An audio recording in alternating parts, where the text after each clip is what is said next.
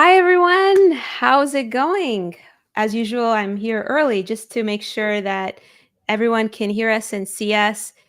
Do me a favor, drop in the chat where you're tuning in from. I'd love to know. Let us know where you're tuning in from and let us know what is your biggest frustration when it comes to selling yourself in the workplace. I am so curious as we're waiting for people to show up. Share with us in the chat so that we ensure our special guest here gets to answer your amazing questions on your biggest frustration when it comes to selling yourself. Yay, I see someone from Canada. Hello, hello. I'm based in Canada too, so that's awesome. Amara, wonderful. Anyone else tuning in? We got the numbers just climbing up, from it's not even started and we already have 40 people live.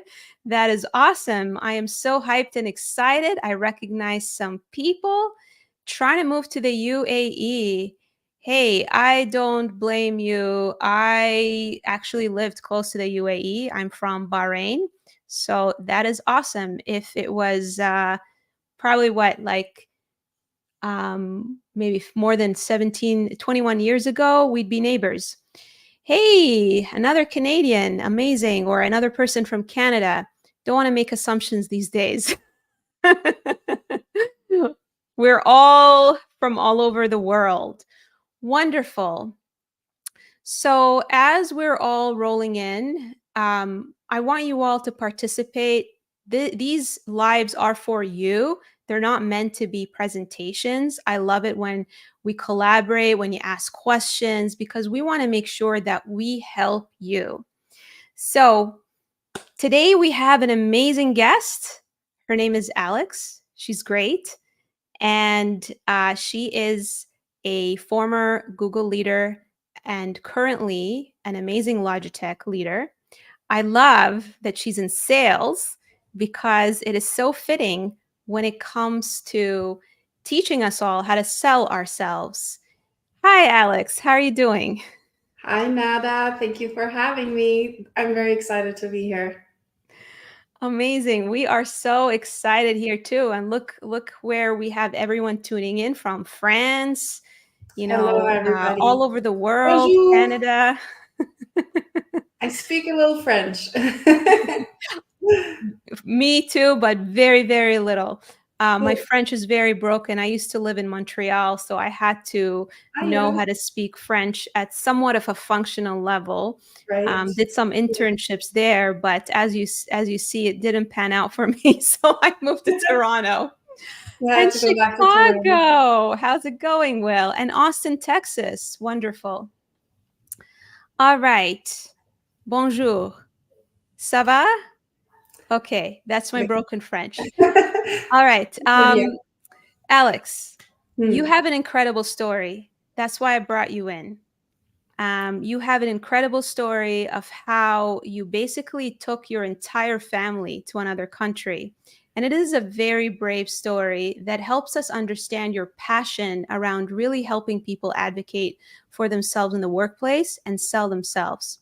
So I'm going to open up the floor for you to share with us your story. All right. Thank you so much. And hello, everyone. Nada already presented me to you, but just a bit of background. I head up our strategy and enablement, sales enablement, a lot of storytelling there as well within B2B for our global enterprise um, teams at Logitech. And Nada reached out, do you want to come on this podcast? I said, well, sure, why not? What can I talk about, right? And so we got going. But what I do at Logitech, and I have been doing it for a while also outside of Logitech, is that I started giving these free workshops. They're called I Am Remarkable. They're part of a bigger program and now an organization called I Am Remarkable. And I'm telling you about this because this is going to play a big role in the story that I'm about to tell you. So The story goes a little bit like this, and I think a lot of people can relate. You're in your career, your heads down, of your projects. At least I'm very competitive, going after the next big thing, the next big opportunity at work. And as you would have it, I also obviously wanted to get promoted. So this is the type of stage that we're talking about. And then I got pregnant, and that's a very exciting time for anyone, especially women, but it can be very daunting too. Lots of big changes. And then on top of it, COVID hit. So you can imagine, like, my anxiety level shot up. And, anyways, I was still very much focused on work because, like a lot of you, if you remember, that was almost the only thing anyone was allowed to do is like work and sleep, and because you needed to stay at home and you never got to go out. So at the time, pregnant, COVID, I did deliver on my targets. I did deliver on the big projects I was working on, like you name it, everything, right? And so the time comes in this period where I'm going for the next promo cycle. I want to, put my name out there. And it's not just me, right? It was a long time coming. My allies at work, my supporters, my champions, totally convinced this is my round, this is my time, I'm up for it. And no, that was not the case. And essentially, I was a bit taken aback. I thought, whoa, like that's a shock. Um, Went through my performance review, thought, okay, maybe something's off. No, performance review, perfect, excellent, stellar, you're amazing. But there's this little bit missing, just a little bit, and it would have been okay. And I'm like, what is that little bit? Like, tell me more, right? I'm curious. I'm curious. I want to know. I'm competitive. Show me, right? Tell me more what that would entail, what you're seeing, what could that be? And couldn't be pinpointed. It was just very ambiguous feedback, things like that. So then I come back from mat leave, right? And I very much felt at that point I was kind of parked in the ramp up zone. Oh, you're coming back from maternity leave. It's difficult. It's a time to ramp up, things like that. And I would say, though, it's important to note here, just a little digression, that's important too. Women and men, so fathers, they need the ramp up period. I agree with that. But when it stretches kind of like 3-4 months, I start questioning it a little bit, because also it depends the speed. I should be able to name the speed that I need if that choice is open, right? If that choice is given.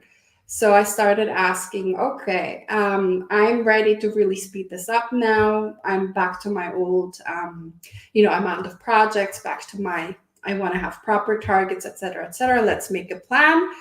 And the answer was kind of a little bit, let's hold off on that. But then a couple of times, more and more as I was pushing for this, I was told, now, wait a minute, relax, focus on your new role as a mother, right? Focus on family life. Focus on balancing it all, right? Because that's tough. And, there will be time for career progression and bigger projects later. And I was already confused before that. Now I was like confused and the mix of, whoa, like what are we talking about here? Like, because I was fully, I had separated the two, but like anyone would do. So I thought this conversation was about career progression. All of a sudden we were kind of discussing my capacity in terms of like family life or family dynamics and commitments. So I thought, okay, this is not in line with the way I thought it would go. And it was actually so shocking for me. I had to sit on it for a couple of months actually and really think through it. What does that mean? Like, where is my voice in all of this? Like, why was this choice like taken away from me, right? And that's when I started participating in I Am Remarkable workshops. And it doesn't need to be that one. I'm just saying it was a really great chance at the time, and it was free, so I had easy access to it. And then I started also working with a coach. And from there on out, I started realizing I need to start taking charge and control, and creating sense out of this ambiguity, and this only this little bit is missing. I needed to define that, and I needed to start making choices about my branding and my professional career, and most importantly, maybe like knowing and finding my strengths, right? Because clearly that little bit was missing. What was it? I didn't know. So I needed to also search inside myself. And most importantly, at the time, then I thought I needed to find, before anything else, I needed to find my inner voice. And so I decided, from there on out, once I figured that out, it was a key moment for me. Um, I pivoted and I decided, well, you know what, that's okay. Like, that wasn't really the greatest experience there, but it was still over many years an experience that was super important to me. It built me. I grew from that, and now it's time to grow again, right? So I pushed through that, and as Nada mentioned, I ended up, by sheer chance, I ended up moving to Switzerland, and I now landed at Logitech, which is absolutely wonderful, and again, where I continue to grow. So I hope I can share my experiences and insights a little That's bit an around all of amazing that. Yeah. That's an amazing story, Alex. I mean, there's so many things that I believe a lot of people can identify with. I know that I've had a lot of clients who are fathers and mothers who had to deal with you're excited because you brought in an addition to your family, and all of a sudden you walk into the workplace with that excitement, hoping that your coworkers and your leaders who have gotten to know you at a personal level would be happy for you, and then you feel like you're being penalized for something that is a normal part of life. um, so it is really disheartening to keep hearing this. You're not the first person who shares this with me, but no matter how many times I hear this, it doesn't, my reaction is never calmer, you know? And it truly reminds me of my own story Mm-hmm. of not being promoted and even leaving the corporate world.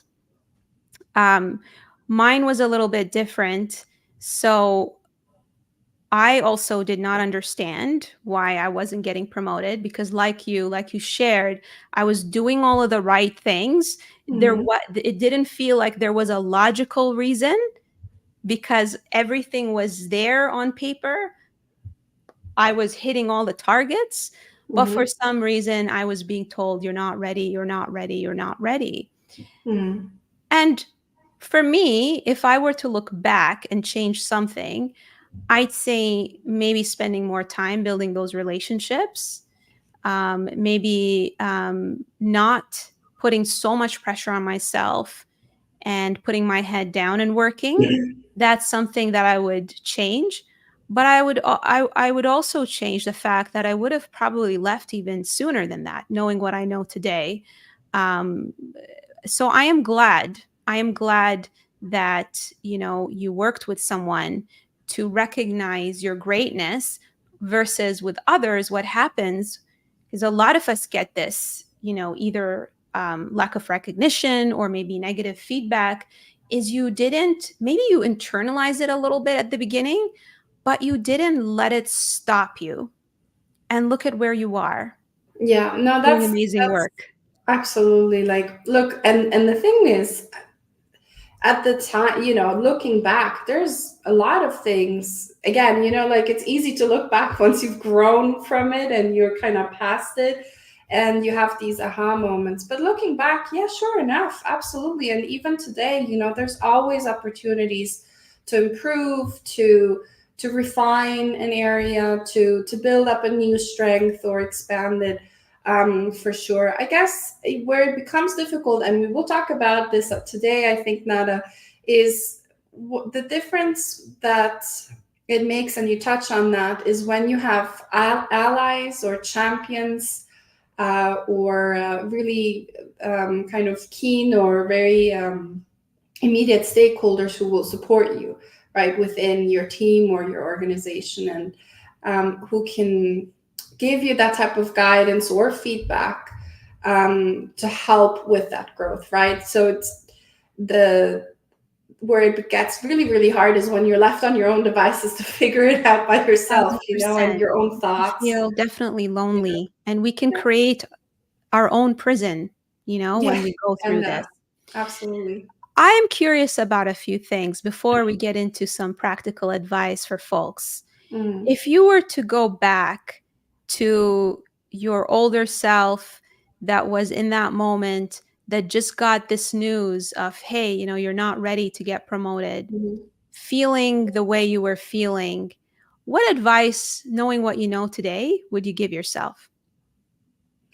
I would, and I do this, not just giving it to myself, as I face other situations, but kind of with maybe a similar feel to it, right? So um, the and I give it to friends who might be in a similar situation, and that is, sometimes you can't see um, you can't see past like your own little area anymore, right? And sometimes it's worth looking up and looking around and reaching out and talking to people, and maybe also gaining a bit of distance from the situation that you're in. So essentially trying to get greater objectivity. We can definitely be in our little own bubble and drown in it. But Mm. I'm guessing what I'm hearing is you're saying to me that all of these happy social media posts don't always reflect the realities of people, that successful people actually struggle, is what I'm hearing. They struggle, and it's okay. Yeah. Like the one thing that I learned from it all is that, without that struggle, I don't know that I would have been kind of bothered at the time to even like truly look at myself and my career, where it's going, and wanting to do something about it, because I have to say it was fairly comfortable in that sense. But then there's friction and there's a struggle, right? So if you think about any like movie or a hero journey, and I know that's a big theme in your coaching as well, Nada, right? So there has to be a struggle, or at least human nature is kind of that way, in order for you to kind of do, maybe take action, create, like, understand maybe, or create this urgency for yourself to then step forward and decide to deal with it.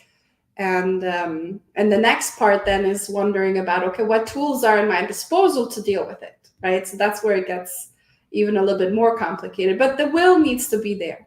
The will definitely needs to be there.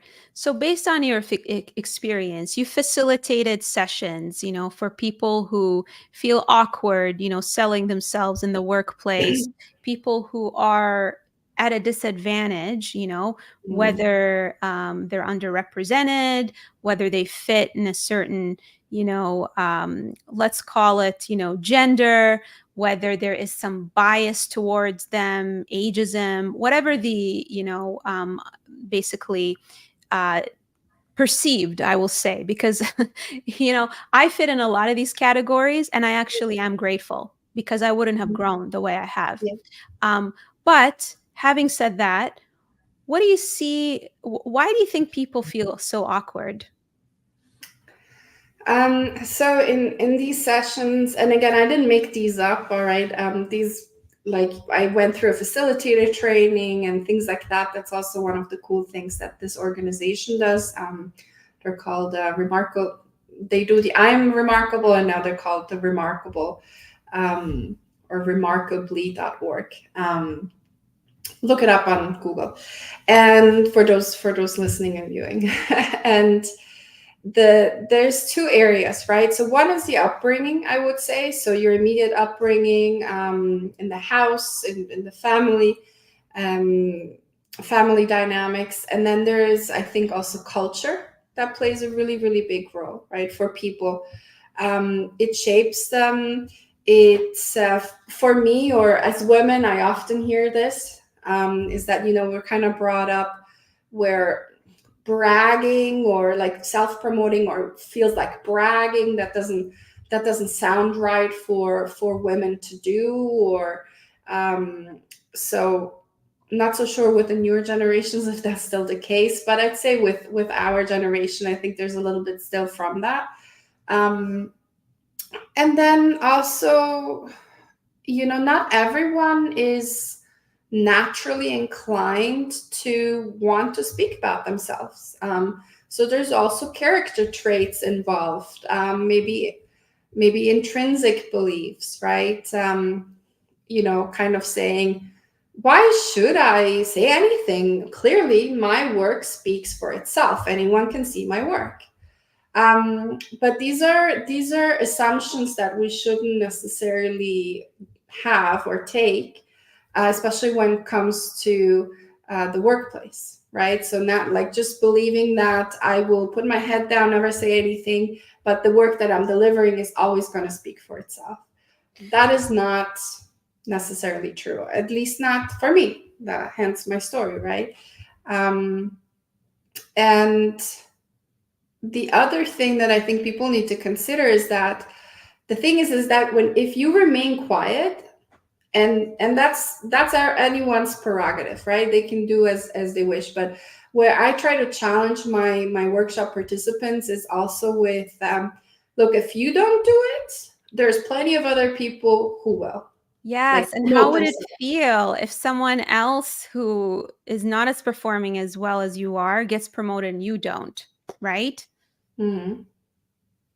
So, and again, it comes back to this will question, right? If that's your goal and that's your will and you want to do this, then one method to start out with is gotta brand yourself. That also means, well, you kind of gotta show your work, or show what you're doing, or show what you're good at, show what you stand for as well, right?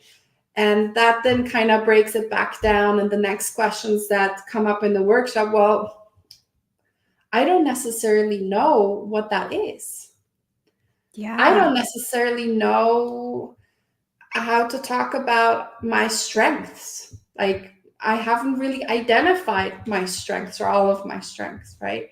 So now we're at that level. We're like, okay, all right, let's talk about it now then. And I don't know. Do you want me to continue in this Yeah, train of go thought? ahead. Go ahead. We're What? getting into it and we're What? going into a great flow. Yeah. I definitely agree with you in Mm, terms of a lot of people shockingly, they're so good at what they do, but they don't recognize it themselves. I think a lot of it comes from it's such a counterintuitive concept because you think that on the outside that person must know that they're amazing. How yeah. else Right. would they be amazing, right? Yeah. Yeah. But you often hear people who are so amazing at what they do say, oh, it's no big deal, you know. Yeah. Yeah, it's normal. I didn't think this was something that was special. Mm, And that's a symptom. If any of you feel that way, it's a symptom of you having a gift, right? When something comes so easily for us, it's hard for us to explain it. And sometimes, you need a facilitator like Alex who can see it from the outside and help you recognize it. And that's something that I definitely also help people with is identifying their career sweet spot, knowing what your superpower is. I think a lot of it also comes from is that many of us are jack of all trades. We're Yeah. also good at many Yeah. things, and we have all these competing things because the nature of organizations is we're thrown into fires that we have to put out. Yeah. Absolutely. So then a lot of people approach me as like, especially those all rounders, they're having a hard time to almost decide on like an array of strengths or an array of, Mm, because they're kind of caught in this loop of, well, I'm not just good at data and I don't want to become a data specialist. This kind of, this fear now plays into it, is that they'll be branded solely and only as a pigeonholing. person. Yeah, exactly. Right. So then it's like, take a step back. Sorry. um, Objectivity one more time, right? So and let's first, the exercise is defining our strength. Also because maybe we want to define particular areas that we're passionate about. Sometimes it's not just about, am I really good at crunching numbers, but you also want to have some sort of like emotional connection to that, right? Because that's what makes you great, when there's passion behind it as well. And so that's my other advice, right? And continuing on that and identifying those and talking about it from a place of passion. That's, and now I'm connecting it back to self promoting. That's where you self will feel like you're not bragging. You're talking about a passion of yours, simultaneously also a strength, and you're promoting that at the same time, so you're promoting yourself, right? And that's where we kind of want to get at. And that's usually in the workshop. I start out when we go run through this exercise, and I advise anyone in this call, you know um, yeah, go out there and do the strength finder, right? Go do that for sure. Anyone should do that. And there's the one from Clifton, and God knows all these free tools. Once you have all of your, 20 strengths of all of the, keywords that the tool punched out and gave to you, that the exercise that I walk people through is, let's start in a place where of strengths that you're proud of, maybe in your home, maybe in Mm. your private life. Let's, before we get into anything else, let's talk about that. And so usually when I start out with very small groups, and I, break them out. And if there's any leaders on the call looking for inspiration, what they can do with their teams, it's a great way. Start out small, break out your teams into smaller groups so they can discuss with each other and have an intimate setting.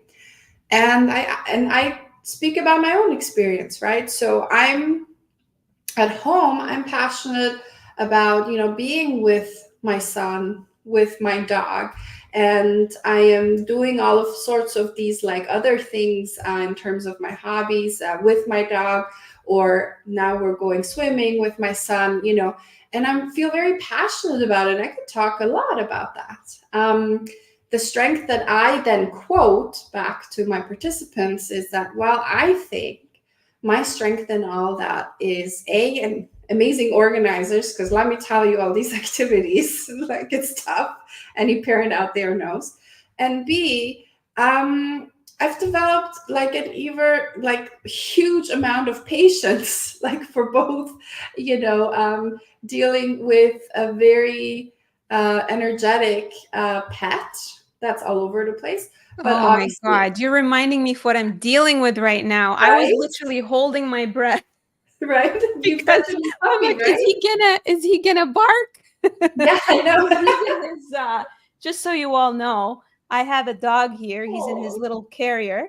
And he's being nice to us all by not barking. So I definitely thank you. understand the things that we have to deal with as human beings. But Yeah. keep going. Little bit of a segue. No, no, for sure. But you all are getting the point, right? So, lots of patience, and then we build it from there. How can I now translate this? And we take the same exercise, we bring it over to now the professional side of the house, right? So, okay. what am I passionate about and what is simultaneously my strength? I'll give you an example. We kind of do this little exercise in writing, that essentially first I have everyone write down um, a sentence, and it needs to start out with, I am remarkable because, and then you start writing it down, right? So, and you scribble a little bit and you go on. Then you discuss it with your counterpart. You've now established a relationship with them as well. So great. It doesn't feel as awkward anymore. And you discuss it further. Maybe you can refine that statement. I am remarkable because, and now we start plugging it all together, right? So I'll give the audience an example that I use. I'm remarkable because I have great spatial visualization, and I use it to my advantage for abstract concepts or problems, meaning I can easily visualize problems, objects, pictures, all in my head, all at once. And I can go through an exercise of taking it apart into many details, but also zooming out and then looking at the big picture. And this helps me in business a lot, right? This makes me a good business or commercial leader, where I can, and then I can continue inserting, right? I am remarkable because, and then comes your next statement. That's Um, beautiful. And I'm going to pause you right there, yeah, Alex, because absolutely. you dropped a ton of golden nuggets. And I Right. just I want do. everyone to follow with you and make sure that we can fix it in everyone's head. Mhm. So, just to ensure that I understand this, where you start is truly not just doing this, going through this tool and figuring out what our strengths are. It's marrying those strengths with your passions, because oftentimes what I see, especially with high achievers, is that people get lost in doing things that they're good at but they don't enjoy. And Yeah. that was the case for me for many years as a consultant. I was a Jedi at putting out fires, but did I enjoy going on these spreadsheets and number crunching? Mhm. No.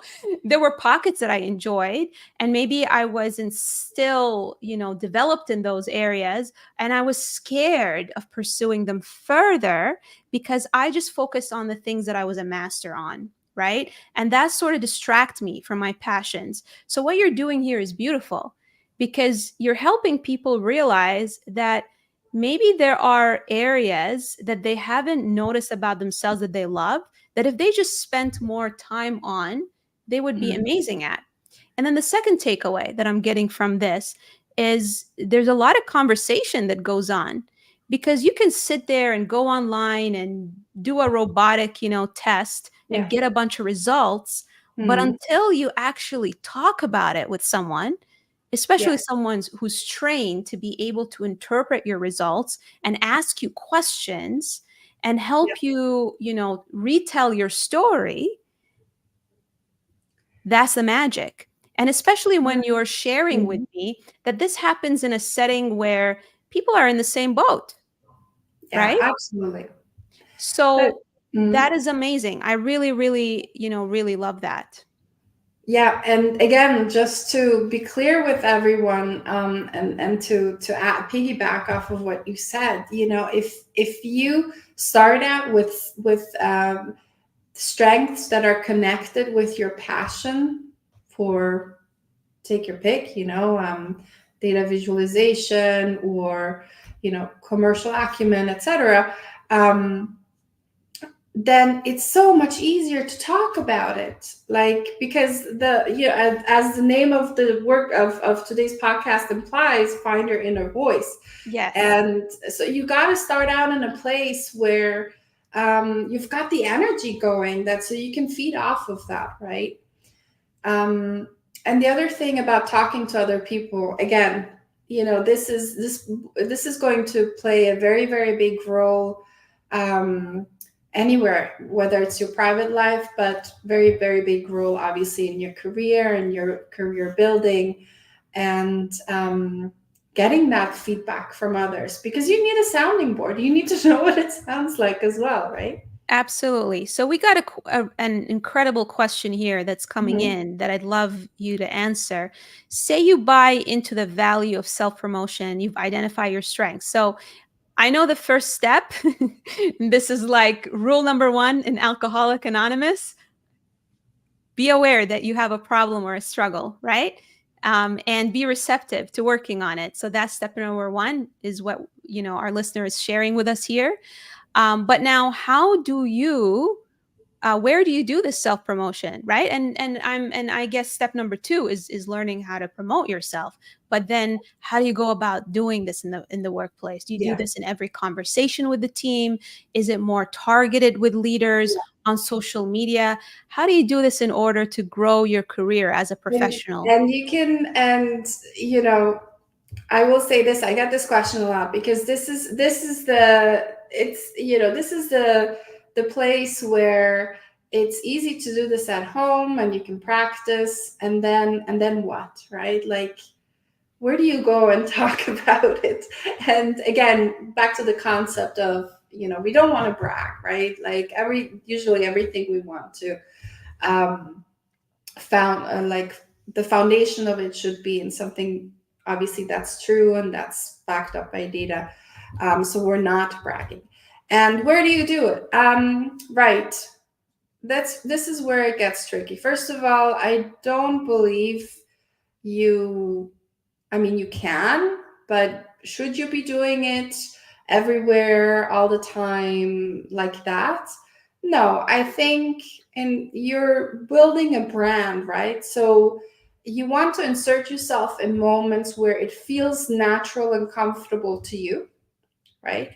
And where it also makes sense. I mean, sometimes there's opportunities where you're actually asked to present in front of leaders to do something X, Y, and Z, right? So those are very obvious choices where you definitely want to make sure you self promote your work, what you have done, what your part was in that project, etc.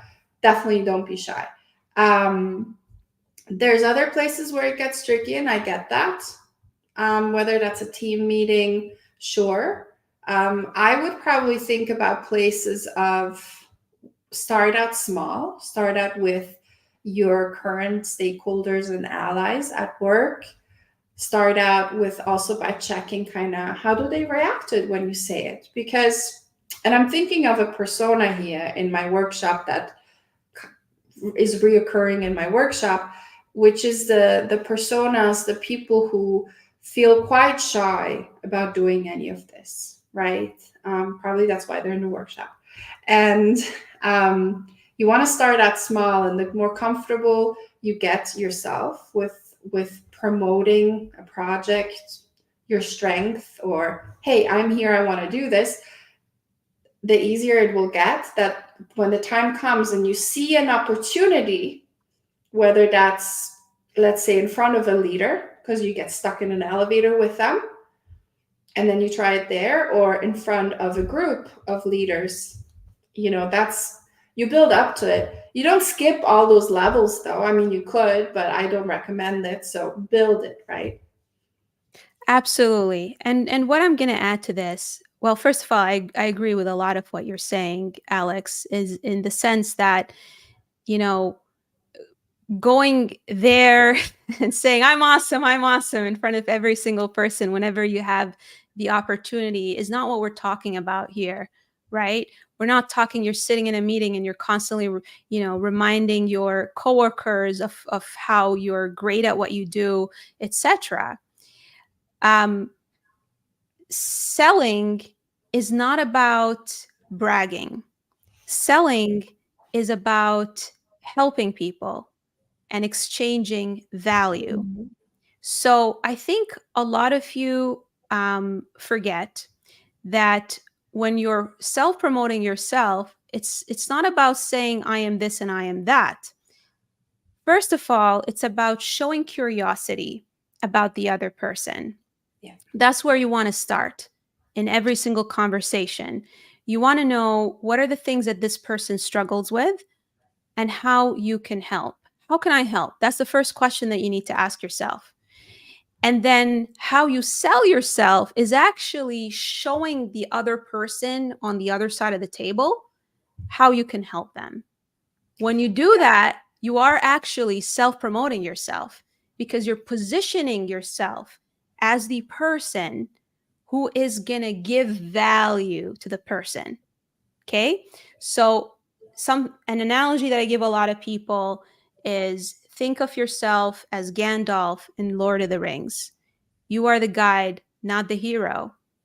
Think about it. Any person who's selling a service is a guide. You, as an employee in an organization, you're guiding something. And so when you shift away from talking about how you're awesome and all of these other things to this is how I can guide you and help you, and I got you, and I'm here for you, that is the best way to promote yourself. And you're not going to feel weird and icky because you're taking the spotlight, especially if you're an introvert, away from you and putting it towards the person that you're helping. Yeah, absolutely agreed. And now we're entering a territory because we need to connect it to concepts. And I love that. We're entering a territory where you're also building relationships, right? So you're this is where, at least in in sales, you're kind of in a place of consultative selling, building relationships, that type of thing, but it's applicable. The concepts are kind of very similar, and we need to connect it to concepts, right? I was giving you an example of an I am remarkable statement. That's because Yes, you have now identified for yourself absolutely. You that you're start remarkable. there before you sell yourself, Yeah, right? you have now realized, okay, what it is that I want to talk about, and you're practicing in front of somebody else or the mirror and saying it. So great. Now you're kicking up, positivity also for your brain. Naturally, you don't go running around at work, I'm remarkable, because I mean, you could. But no, now we need to connect it right to like actual moments, and how that translates. And as Nada was describing it, absolutely. First, you before you even get to that part, talking about yourself and promoting yourself is, well, you got to have a bit of a ritual, right? The ritual of greetings. Hello, I am Alex. How are you? And then next, tell me what's going on in your world. So step one, showing curiosity, right? And you want Yes. to start listening. And so you need to go through this ritual. And that's how you start building not only relationships, you start building your stakeholder currency. So, you know, bigger and bigger and more valuable, but and creating connections. But this is where you start help create the moments where potentially, if you wanted to, could then insert yourself as well, either your skill, your team. If you're not self-promoting, maybe you're promoting a project that you're attached to or a team that you're attached to as a leader. So it transcends that way. And I see there's Wonderful. questions coming in, so I don't Yes, know. lots of questions. And so I think this answers the question around can you share some professional considerations while self promoting, the thin line between self promotion and bragging? And you answered it very well, Alex, is that before you go into, sharing value with someone and letting them know what you can offer them, start with getting to know them, build that rapport and connection. Ask them questions, make them feel heard, understand what they're struggling with, because you want to first understand what they're struggling with before giving them the solution through your self promotion. Awesome. Okay, we got another question here. As an introvert who was also raised in a household where your work should show for itself, Mhm. I've always found it hard to self promote because to me it feels boastful and out of my nature. I actually got told at my previous job that because I didn't rub elbows enough and such things, I didn't get a promotion. Oh my Mhm. God, Eric, I can totally identify with you as someone who was, I am still an introvert, believe it or not. I had to really work on myself to be able to come on these lives and speak to you all and even have a 30,000 following. But yes, yes, yes, yes. I grew up as well in a household where I had to get straight A's. I came from a Middle Eastern culture where I had to either be a doctor or an engineer. And it was just awkward for me. And I always felt like my worth was tied to how much work I put in. So I definitely, definitely can relate to it. What do you think, Alex? Any tips for Eric? Yeah, absolutely. I can relate, and this is my personal tips. There's a lot of advice out there, and my go-to that helps me. I think it's called. I'm considered an extroverted Combination of, introvert. yeah, the combination of extrovert and It's introvert. It's that it's that I can be extroverted, like right now. I'm Yeah, energetic. I'm not as podcast, not as awesome, right? So this is my place. But later, I will need time to decompress, right? So there's also absolutely. those people. I can totally relate, is what I'm saying. And the thing is that what helped me a lot, because you can't find your way around that where you're not interacting with somebody and kind of going through that. You've wrote rubbing elbows, yeah. Um, but what you need to do is you need to master powerful questions, is what I call them. So introverts have already one strength, which is super great, which is listening. They listen and they're very attentive. And then the second strength to develop is asking powerful questions. What are those? So, powerful questions usually start with a what or how or when, but they never ever start with why.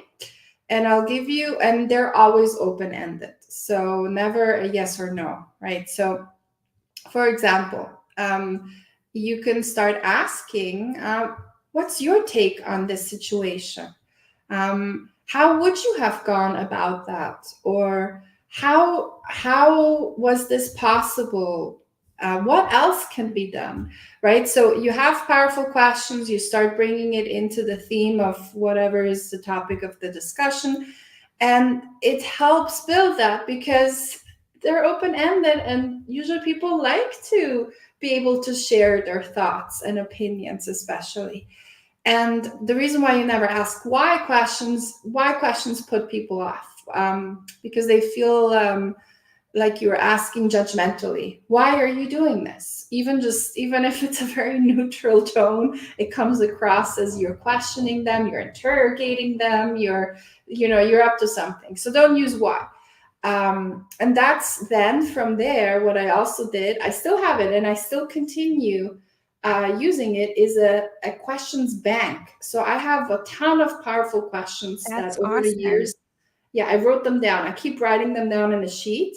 When I hear somebody ask a question that's very thought provoking, that, like, brought the room or the people to a halt, and everybody started thinking, I write down like how that question was phrased, and then I use it. So that's kind of one of the steps that's really helpful, and that I suggest everyone do this.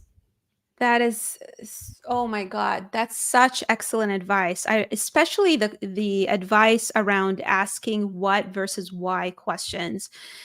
I actually learned that as a coach when I was going through my coaching training, asking what versus why.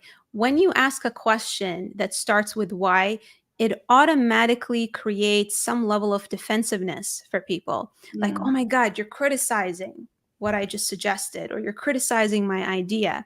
But when you're asking a question with what, it shows that you're just trying to come in with understanding in order to help the person.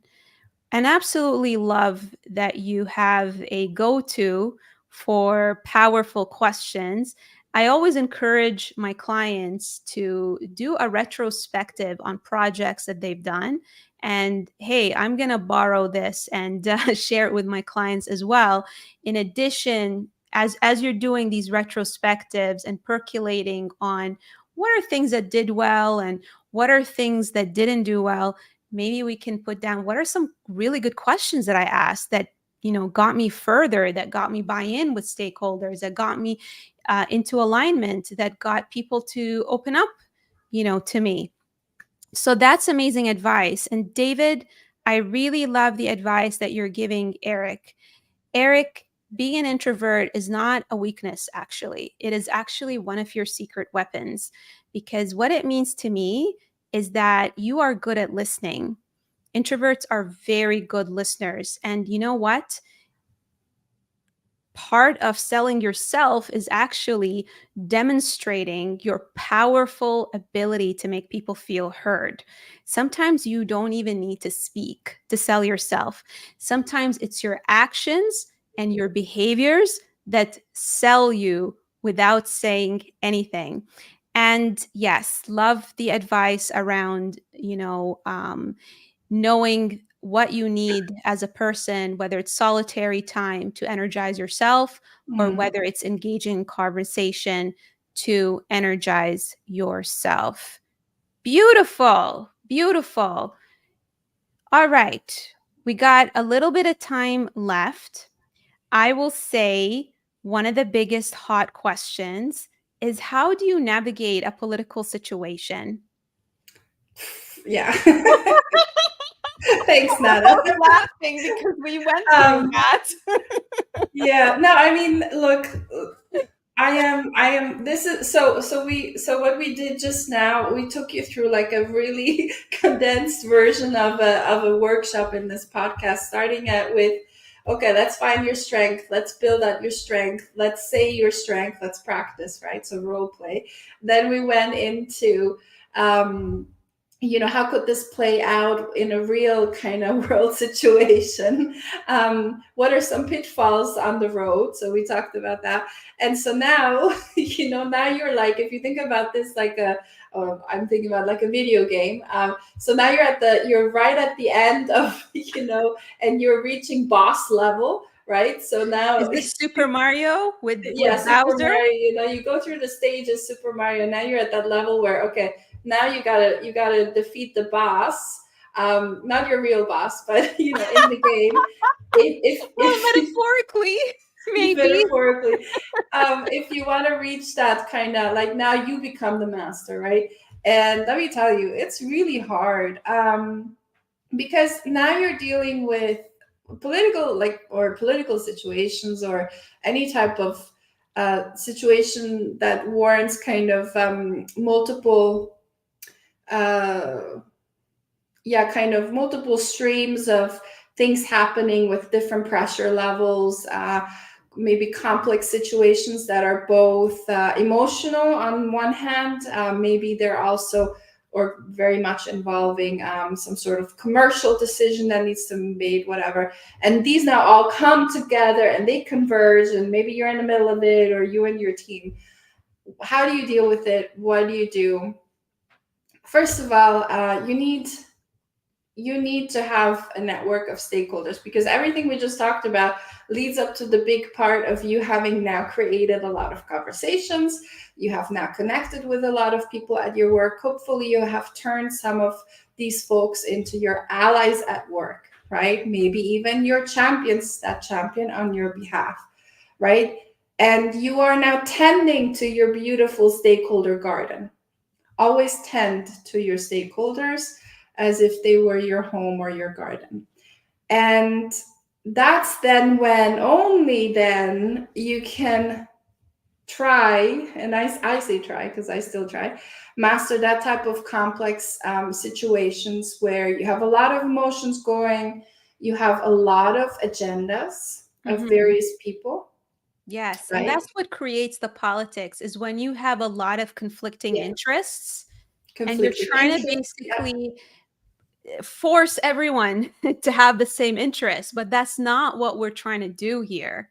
No, but what we are trying to do is, number one, you definitely want to gather information and insights.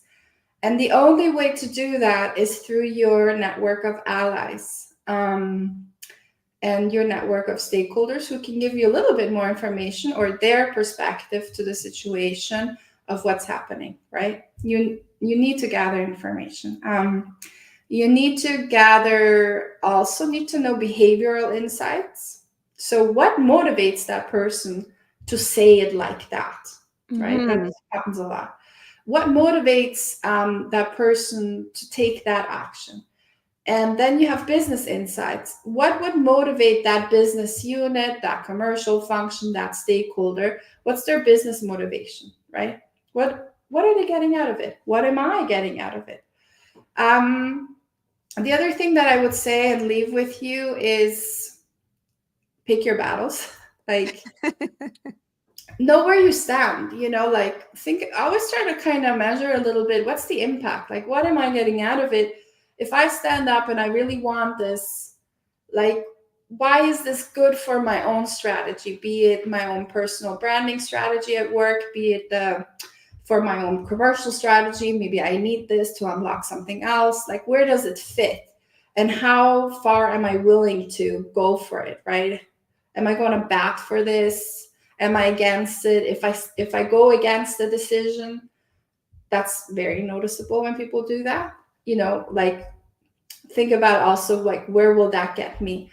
When I do these exercises, what helps a lot for me, I have in the back here, I have a board, dry eraser board, and I try to start mapping it out. Like you can also do it online. There's lots of like stakeholder mapping tools. And, again, like relating it back to a sales motion, like you can really start planning it out, your stakeholders. What are their interests? What are their problems? What are their pain points? Da, da, da. Why are they behaving the way they're behaving? Is anything else involved, right? So whatever's in your head, then put it down and start playing around with it a little bit. At the end of the day, you got to know whether it's worth what you're getting into or not. It sounds like common sense, but trust me, when you're in the middle of it, sometimes we don't have the objectivity. So again, take a step back, think about it, and then it's time to activate, our communication muscles. So you've been practicing how to self promote. At the same time, believe it or not, a lot of people are also practicing how to communicate certain things or how to stand up for themselves or someone. And that will be part of it too, right? And the last thing that I will say, like, I think staying positive, remaining resilient, um, and patient is key to any of this, right? Like you don't Absolutely. have to win everything. You don't, there needs to be a plan around this. At least for me, I like to plan. That's why I'm in a strategy role. I love planning, so that's part of it as well.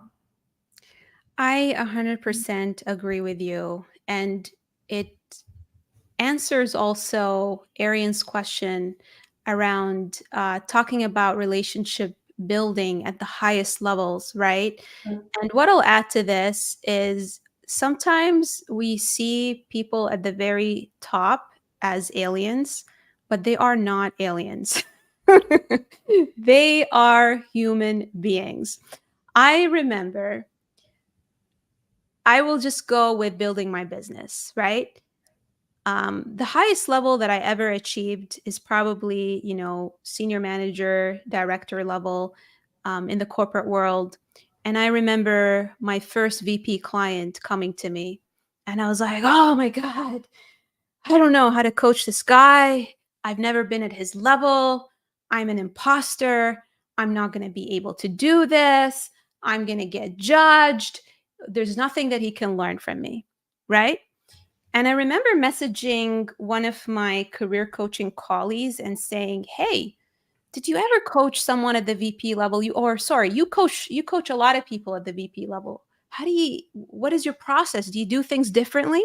She said, "No, it's the exact process. Because guess what? Regardless of what level you are, you still have blockers, you still have fears, you still can't sell yourself because you're in it.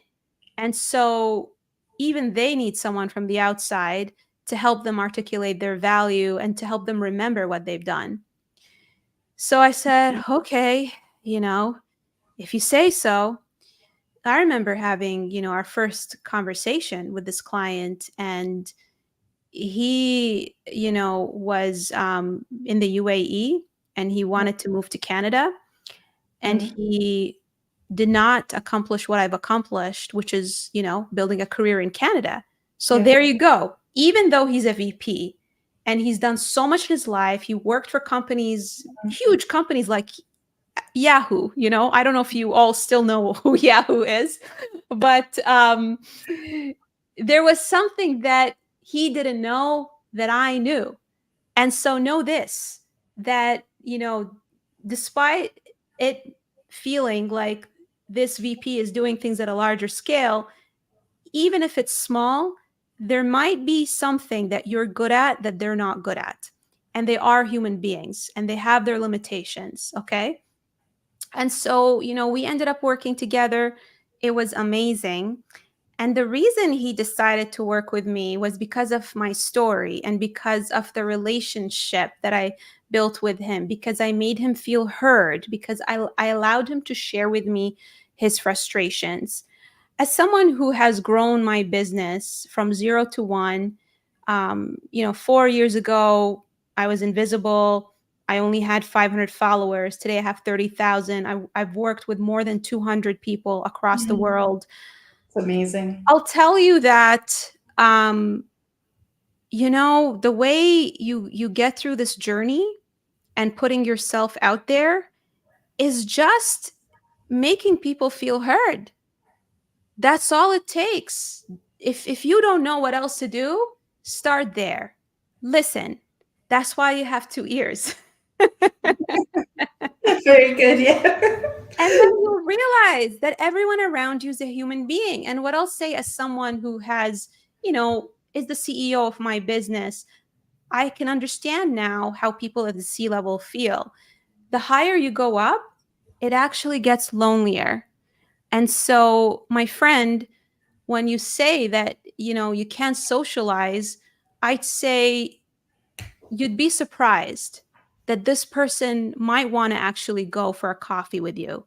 And if they are completely unavailable, then go to the person at the highest level that is the most accessible to you and build that relationship. That's what I'll say. I remember it was around a year and a half ago. To feed into that, I love your story, Nada. And someone on my team, one of the sales reps, you know, decided, because we were discussing to son a bigger team meeting, and then he's like, so this person decided he's just gonna walk up to our then CEO Bracken and invite him to come join our team meeting for like a quick like hello and quick I don't know, like motivational booster or whatever, just for the fun of it, right? When we heard about that, to Ariane's point, we were like, "Oh my God, what? Why would anyone do this?" But it Yeah, they're turns out, normal and they love pizza and, yeah, they have and hobbies and they have yeah, favorite TV shows. no, but it was so funny because he was absolutely stoked. Bracken was like, he came on, he talked for a few minutes, wanted to get to know us a little bit better, and he was just so happy. It was a non-pressure interaction for him, because he Absolutely. actually gets to talk to his people. And you'd be surprised, our we do see our leaders as high up there, and oh my God, like, but they're actually really curious, and including myself, we're all curious. We all very curious, wanting to know, how are you, what do you do, what's going on in your team, or in general, where do you see things going? Oh, have you tried this new tool that we've been using? What do you think about it? you know um and a lot of people are that way. Like, that doesn't go away just because you're now vice president, or you're, like you said, or a CEO. So trust me on that one. It'll come. There you go, Eric. You just shared with us that you are more than capable of building relationships. The fact that you had lunch with a CEO and realize that they played Magic the Gathering. Yeah, That is awesome. All right, we're very going to good. wrap this up Thank you. because we are at the hour, and I want to be respectful for your time. Alex, it's getting late for you, where in Switzerland. And I just wanted to say thank you so much, everyone, for being here. Mm. Um, not okay. Uh, Comments are rolling in. Um, Thank you so much, everyone, for being here. I just wanted to take a moment and thank Alex for being here as well. Alex, thank you for having the courage to share your amazing story on my platform and on several platforms at your organization. Thank you for all the work that you do, helping people sell themselves and doing this on your own time. Um, and thank you, everyone, for hanging with us till the end. I also wanted to take a moment and say, try not to get emotional, that I just hit 30,000 followers today. To me, those vanity metrics isn't what this is all about, but it is symbolic that I have built a community, going from someone who is underrepresented, who didn't have the best time in the corporate world. So I appreciate you for supporting this. I definitely encourage you to subscribe to my YouTube channel.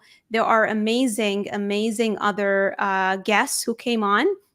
I think you're all also going to love the speaker that I had, who is Jeff Anderson, who also talks about navigating, difficult stakeholders and improving, the way we work in organizations. If you can't find it, DM me. Share with me your email so that we can send you, the link to some of these recordings. And also, what I wanted to say is, speaking of the importance of networking, I do have a storytelling bootcamp that will help you identify your passion, your strength, and work on your messaging and tell your stories in a way that is compelling. How I got to where I am today, being a speaker, being someone who doesn't necessarily speak English as a first language, um, is went into rabbit holes learning all these frameworks. And so my intention of creating an environment for people where they can practice is based on that. Thank you so much, everyone, for listening. I hope you have a wonderful rest of your day. And thank you, Alex, for joining us. Thank you, Nada, and thank you for all the wonderful listeners out there. Appreciate it. Find me on LinkedIn. Let's connect and have a great weekend. Bye bye. Yes, absolutely. Connect with Alex. She is awesome if you ever need advice on self promotion.